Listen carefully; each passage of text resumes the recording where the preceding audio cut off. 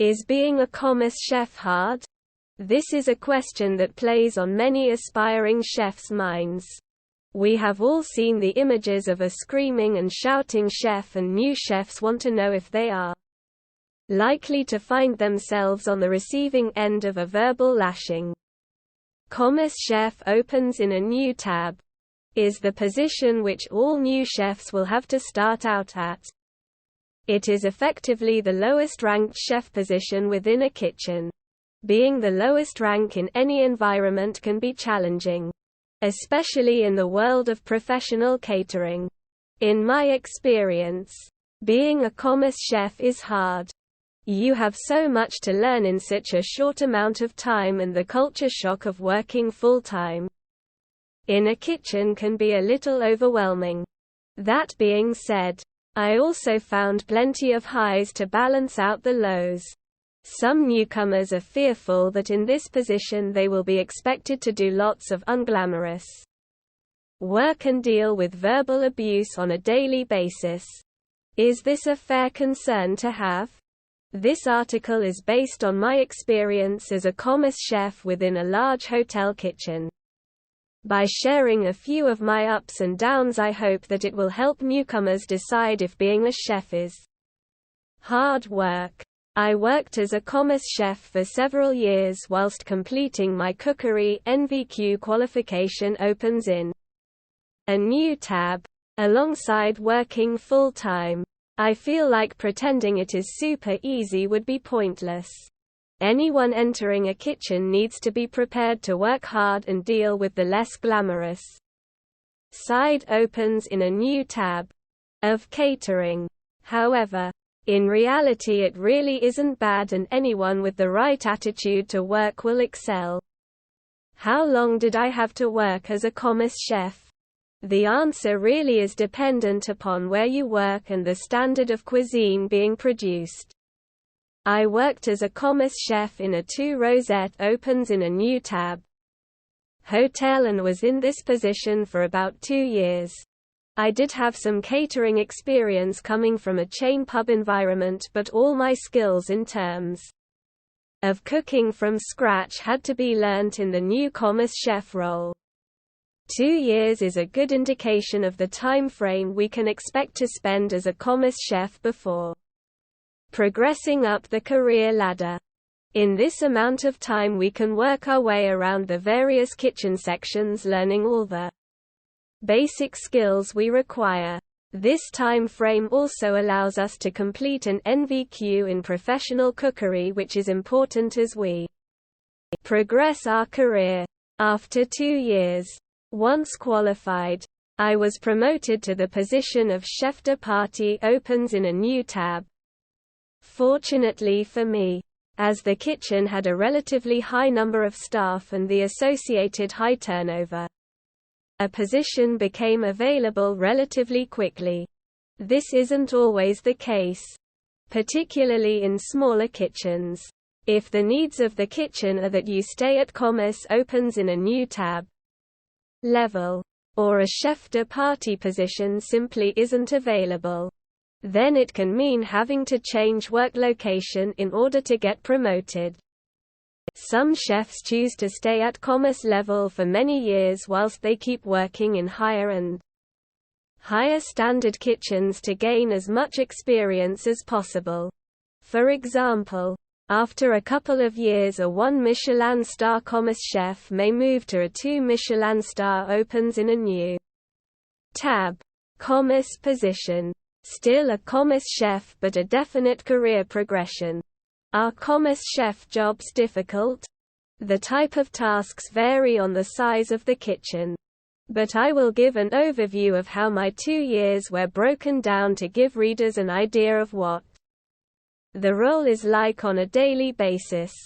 It's worth remembering that smaller kitchens have more of an everyone pitch in together attitude. Larger kitchens are able to have more clearly defined sections and roles. On my first day as a Commis chef, I was placed on the veg section to work alongside another 2 Commis chefs and a chef de partie. I was quickly given a box of veg to start peeling and prepping. Most new Commis chefs will start on the veg section.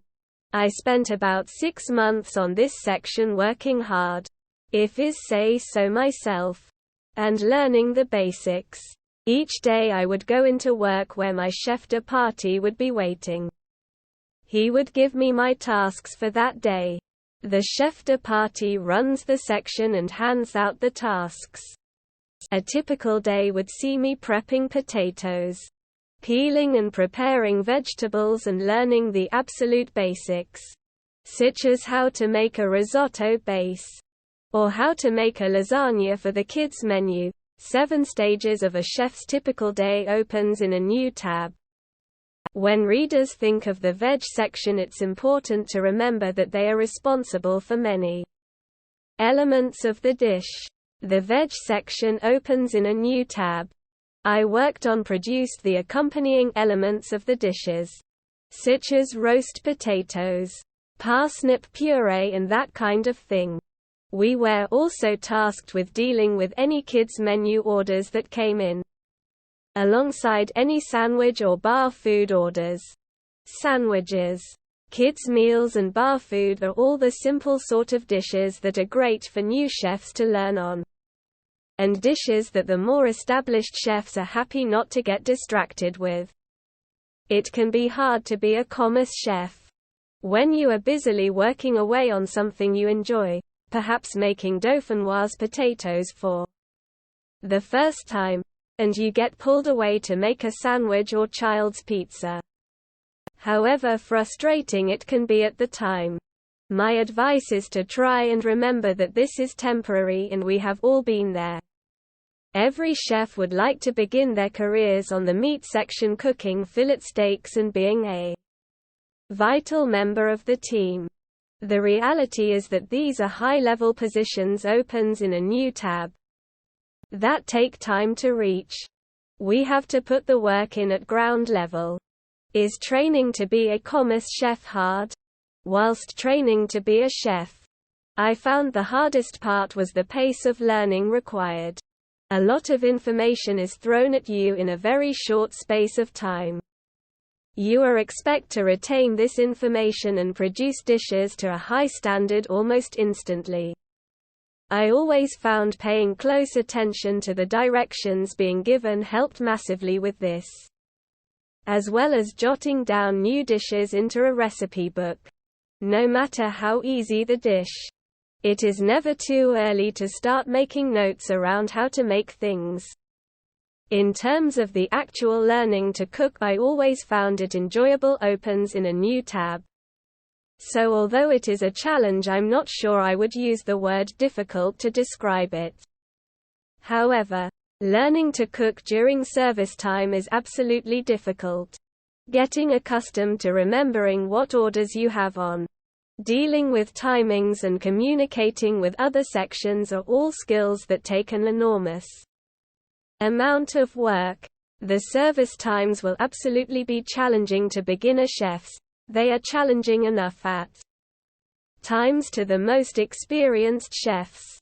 The 2 main pieces of advice I can give for coping with busy services when you start and throughout your career are: number 1, stay calm. Learn this skill early on as it will hold you in good stead throughout your career. Getting worked up and trying to rush only causes mistakes and makes matter worse. The best chefs get calmer the more the pressure comes on, as they know that's the ideal way to deal with it. I have worked with some excellent chefs who produce fantastic dishes when service is quiet. Unfortunately, they panic and turn into a wreck when the pressure starts coming on. This is a real problem and a trait that needs to be avoided at all cost. Part of staying calm is also not getting angry or shouting. The head chef opens in a new tab, or sous chef opens in a new tab, may get angry and shout. Even the chef de partie opens in a new tab, may raise his voice at times. As a Commis, we need to maintain our cool and respectfulness. It really does help us to build a good reputation as a solid and dependable member of the team. Number 2, Learn the systems necessary to make busy times easy. I have spoke in previous articles about the systems chefs use. By relying on cooking and hygiene systems such as the correct color chopping boards opens in a new tab. No matter how busy it gets, the system performs, so that we can be consistent and catch any mistakes before they happen. I personally always found the service time a real buzz. When service is going well, this is the point when the camaraderie is high and the banter among the chefs is great. That is not to say being a chef is easy.